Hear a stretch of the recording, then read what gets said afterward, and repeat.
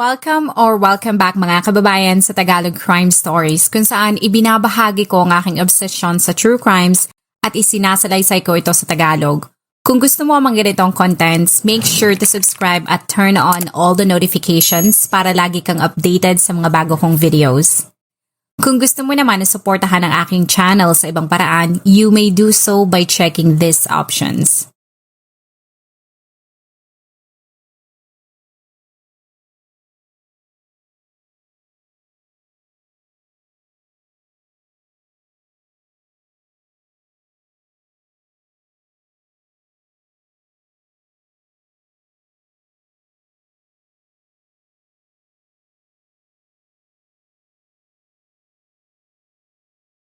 Sa ulat na ito na inilabas noong nakaraang buwan lamang, ang mahigit kumulang na 15% ng mga Filipino ang nakakaranas ng kahirapan. Sa madaling salita, mahigit 17 mga Pinoy ang hindi magawang mabili kahit ang pangunahin nilang pangangailangan. Ang realidad na yan ay makikita mo kung ikaw ay araw-araw na bumabiyahe o nakatira sa bansa. Ang numero na yan ay maaari pang madagdagan kung patuloy na magtataas ang bilihin. Kaya sa ulat ng International Labour Organization, hindi na nakakapagtaka na tinatayang 6,800 ang mga Pinoy na lumalabas ng bansa para mabago ang kanilang buhay. Ang isa sa mga taong nakipagsapalaran ay ang nurse na si Jessa Zayas. Si Zayas ay walang pinagkaiba sa mga Pinoy na gustong makaahon sa kahirapan. Nang ito ay makapasa sa licensure exam, ay mabilis itong nakakuha ng trabaho. Bagamat malayo sa kanyang mga mahal sa buhay, ang pagkakaroon ng maraming mga Filipino sa California ang rason kung bakit hindi ito na homesick. Kahit mahirap at nakaka-drain ang kanyang trabaho bilang nurse, si Zayas ay inilarawan na natural na matulungin kaya hindi nito ininda ang mahaba at nakakapagod na trabaho. Sa tiyaga niya ay nagawa nitong matulungan ang kanyang mga magulang at ilan niyang mga kaanak sa Pilipinas. Bagamat passion nito ang tumulong sa mga pasyente, si Zayas ay sinisigurado rin na may balanse ang kanyang buhay. Bukod sa pag-shopping ay may pagkakataon din na nagbabiyahe siya sa ibang lugar sa US, kasama ang ilan niyang mga kaibigan. Si Zayas na may planong magretiro sa Pilipinas ay nagawa na rin na makapagpatayo ng bahay sa Pilipinas. Unti-unti na rin itong nakabili ng lupa na ginawa nitong kanyang investment. Hindi na rin naging problema dito ang bumili ng mga branded items. Kaya kung isa ka sa mga kaibigan nito sa social media ay masasabi mo talagang nakakaangat na ito sa buhay. Noong nakaraang taon, buwan ng Mayo, ang mga tao sa lugar ng Santa Clarita, lalo na yung mga residente sa Calhaven Drive and Park Woodland Place ay nagulat nang magising sa mga sirena. Nang buksan nila ang kanilang mga bintana ay nagtaka sila dahil napakaraming mga FBI agents ang labas-pasok sa bahay ng kanilang kapitbahay. Ang TV news outlet mula sa Santa Clarita News ay kaagad kinuna ng statement ng FBI. Ngunit tikom ang bibig ng mga ito. Kaya ang reporter ay nagbaka sakali na interviewin ang ilang mga residente doon. Ang taong ito ay binahagi na sa mahigit 2 dekada niyang pamamalagi doon ay yun ang kauna-unahang pagkakataon na sinugod sila ng mga otoridad at ng FBI pa. Sa panayam dito ay nalaman nila na bago pala magpabalik-balik ang mga ahente sa loob ng bahay, 2 tao na isang babae at lalaki ang ineskortan papalabas ng bahay. Ayon sa mga residente, ilang pamilya ang magkakasamang nakatira doon. Idinagdag ng mga ito na yung 2 tao na ineskortan papalabas ay magkarelasyon at kakalipat pa lamang sa bahay na yun ng ilang buwan. Nang matanggal sa bahay ang 2, ang FBI agents ay nakitang lumabas na may dala mga file boxes at brown evidence bags. Bagamat naging tikom ang FBI sa pagkakakilanlan ng mga taong inaresto, bago naman matapos ang buwan ng Mayo ay inirelease din sa wakas ang pangalan ng mga ito. Sa court document ay nakalagay na ang babaeng inaresto ay ang nurse na si Zayas. Kasunod ng pagre-release ng impormasyon na yan sa publiko ay ibinahagi din ng mga otoridad ang mugshot nito. Ang mga tao ay nagulat dahil ang pagkakakilala nila kay Zayas ay isang matino at matyagang nurse. Pero ayon naman si FBI, si Zayas ay isang manloloko at hindi lamang simpleng mga tao ang niloko nito, pero pati pala ang gobyerno ng Amerika. Sa court record ay nalaman ko na nagsimula palang tiktika ng mga otoridad ang pinagagawa ni Zayas noong June 2023. At upang hindi ka malito ay magsimula tayo sa Medicare. Para sa mga hindi pamilyar, yan ay isang US Federal Health Insurance Program na ginawa para sa mga taong may edad 65 pataas. Cover din niya ng mga batang may disabilities at yung mga taong merong end-stage renal disease. Maaari ding gamitin ang programang yan ng mga taong may taning na sa buhay, sapagkat sa US ay karaniwan ka na lamang na ipapasok sa isang hospice o yung lugar na merong mga eksperto na hindi gagamutin ang sakit mo. Ngunit gagawin nila ang lahat para mabawasan o maibsan ang sakit na nararamdaman mo hanggang tuluyan ng bumigay ang katawan mo. Sa ulat ay nakalagay na habang nagtatrabaho pala bilang isang nurse si Zayas ay nagdesisyon itong magtayo ng sarili niyang negosyo.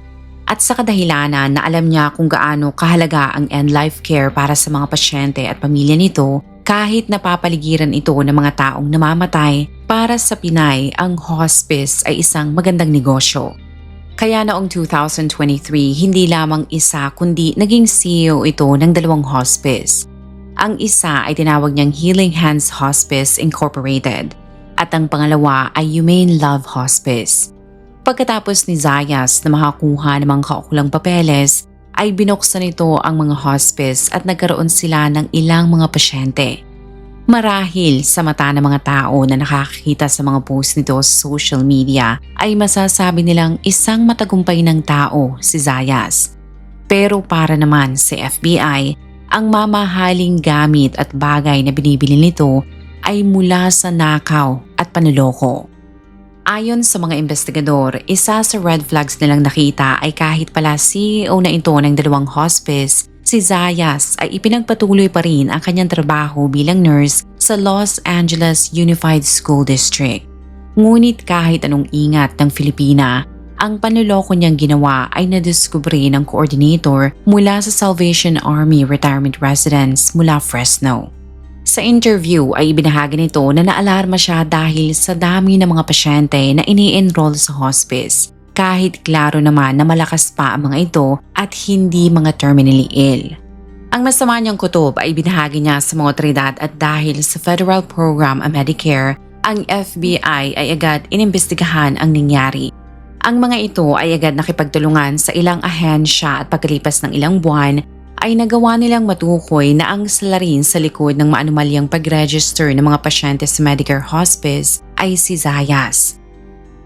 Pero nagtaka ang mga otoridad kung papaano nito nagawang mapeke ang mga dokumento para makapanloko kung ito ay isa lamang hamak na nurse. Sapagkat kung ang isang pasyente ay mag-a-apply sa Medicare Hospice ay kailangan ng mga ito ng rekomendasyon mula sa isang doktor. Ang ilang FBI agents ay agad dinalaw ang mga pasyente at gamit ang detalye ng mga sinabi ng mga ito ay nagawa nilang mapagtagpi-tagpi kung papaano nagawang makapanloko ni Zayas. Ang modus pala nito ay magsisimula sa pagpapadala ng mga sales representative o kaya naman ay nurse mula sa pagmamayari niyang Humane Love and Healing Hands sa mga retirement homes kung saan naninirahan ang ilang mga matatandang retirado na. Dahil karamihan sa mga ito ay makakalimutin, ginamit yun ng mga kasabwat ni Zayas para mapaikot ang mga pasyente. Lahat ng mga ito ay sinabi na nakausap lamang nila ang mga nurse o sales representative na kulang-kulang 5 minuto. Hindi nila matandaan ang sinabi ng mga ito pero pagkatapos ng usapan ay ibinigay nila ang kanilang Medicare information. Ang medical director/doctor na nakalagay sa dokumento na nag-aproba ng pag-enroll na mahigit 100 pasyente sa hospice ay itinanggi na wala siyang kinalaman sa nangyari. Sinabi nito sa FBI na baka ninakaw din ni Zayas ang kanyang identity at di umano'y malaki din ang posibilidad na pineke din ito ang kanyang pirma upang palabasin na inaprubahan niya ang pag-transfer ng mga matatanda mula retirement homes patungo sa hospice. Kung tapos na si Zayas na i-enroll ang mga matatanda sa medical hospice at maaprubahan ito, magugulat na lamang ang mga pasyente dahil kung hindi mga gamot ang kanila matatanggap, ay meron ding madideliver sa kanila ng mga wheelchair at iba pang mga medical equipments. Nagsasubmit din ito ng mga treatments sa Medicare kahit hindi naman kailangan yun ng mga pasyente. Mula 2023 hanggang 2025, 122 mga pasyente ang in-enroll ni Zayas na hindi na mga ito namamalayan at tinatayang $2.5 million ang perang nakulimbat nito. As of this recording, si Zayas ay malaya dahil ito ay pinayagang makapagpiyansa kapalit ng ilang mga kondisyon. Pero upang makasigurado na hindi ito lalabas ng US para takbuhan ng trial, ang judge ay pinag-utos na kunin ang lahat ng travel documents tulad ng passport nito. Sa court record ay kinakaharap pa nito ang mga kasong tulad ng 6 counts of hospice fraud and aggravated identity theft for submitting millions of dollars in fraudulent claims. Sa ngayon ay wala pang itinakdang petsa ng paglilitis. Kung sakaling mapatunay na nagkasala ay maaari itong makulong ng hindi tataas ng 10 dekada sa healthcare fraud at 1 dekada naman sa pagnanakaw ng identity. Bukod dyan ay pagbabayarin din ito na mahigit kumulang na 15 million pesos sa danyos.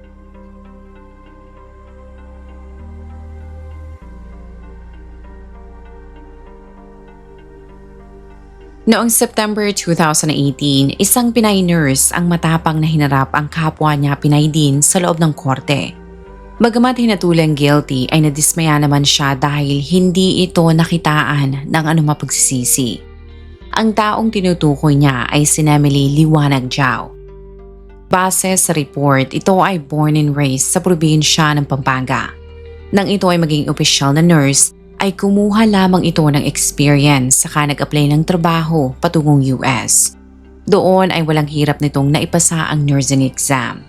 Si Emily ay inilarawan na isang mabait, approachable at matulungin na tao. Napakadali nitong pakisamahan kaya kahit saan ito magpunta ay marami itong nakikilala at naging kaibigan.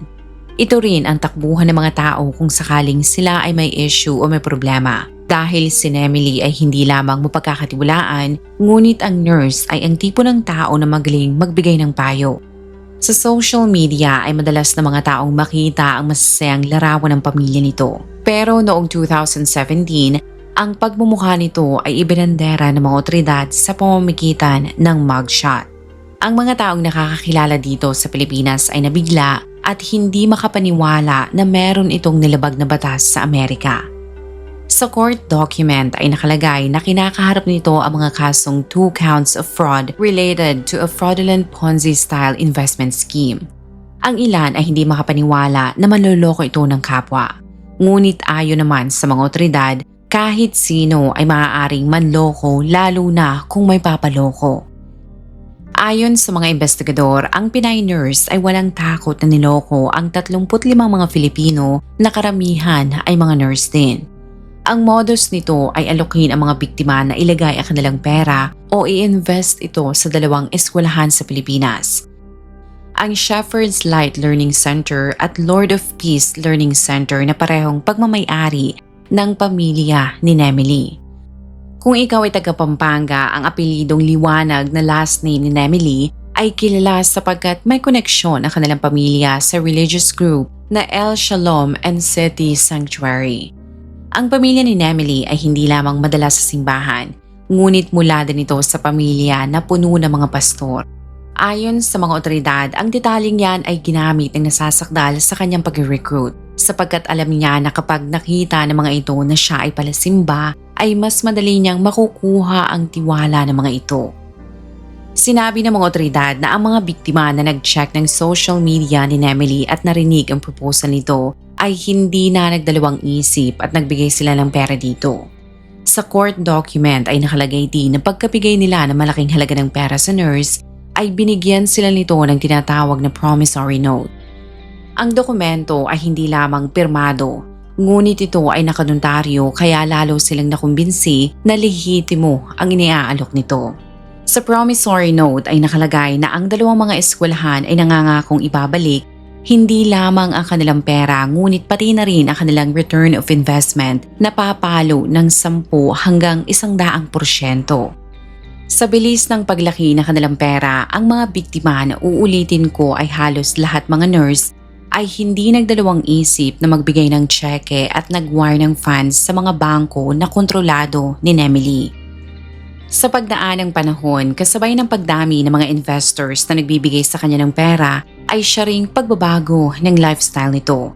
Nang silipin ng mga otoridad ang social media ng Pinay ay napansin nila na lagi itong nagbabiyahe sa iba't ibang lugar sa US, pati na sa ibang bansa. Mahilig din itong bumili ng mga branded at luxury items. Pati pagsali sa country club ay hindi rin pinapalampas ni Nemily. Nagawa na rin itong magpatayo ng malalaking bahay sa US at Pilipinas. At hindi mo na mabibilang sa mga kamay mo ang kanyang mga sasakyan. Kaya mas naiengganyo ang ilan na magbigay pa ng mas madaming pera. Ngunit ang hindi nare-realize ng mga biktima, ang ginagawa ni Nemily ay parang isang Ponzi scheme kung saan ay pinapaikot lamang nito ang pera ng mga investors. Kung sakaling may sumaling bago ay kukuha ito sa pera na ibinigay sa kanya ng mga old investors para maloko ang bagong recruit na kumita nga ito. Ngunit ang mga taong matatagal at yung mga nakakuha na ng tseke dati na nagbigay pa ng mas malaking investments ay hindi na kailanman makakatanggap ng tseke mula dito sapagkat ginamit na ni Nemily ang kanilang pera upang ma-maintain ang sosyal at maluho nitong lifestyle. Ganyan ang nangyari sa isa sa mga biktima nito na kilalanin na lamang natin sa pangalang Grace. Tulad ni Nemily, siya ay isa ring nurse. Silang dalawa ay malapit na magkaibigan pero ayon kay Grace, walang kaibig-kaibigan sa gahamang tao tulad ni Nemily. Ikinuwento nito na mahigit 2 taon din bago siya nakumbinsi nito na mag-invest.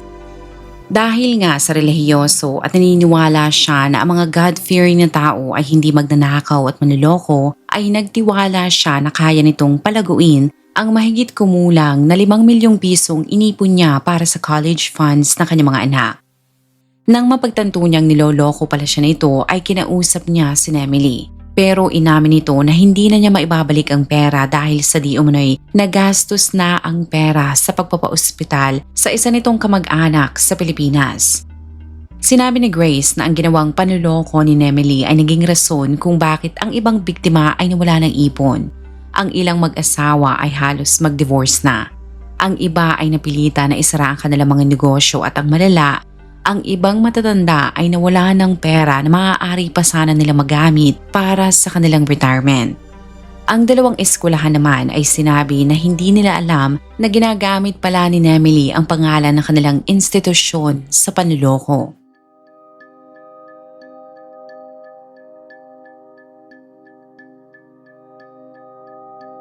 She ruined a lot of people's lives.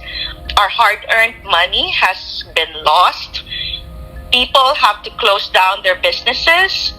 One person I know had to close down his business. And then I've heard that some couples almost had to divorce. Retirees lost their money.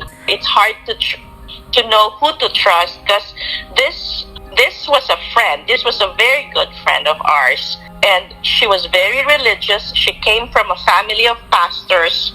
So, it's really hard nowadays to know who to trust because even religious people or apparently God-fearing people could lie and cheat and steal your money.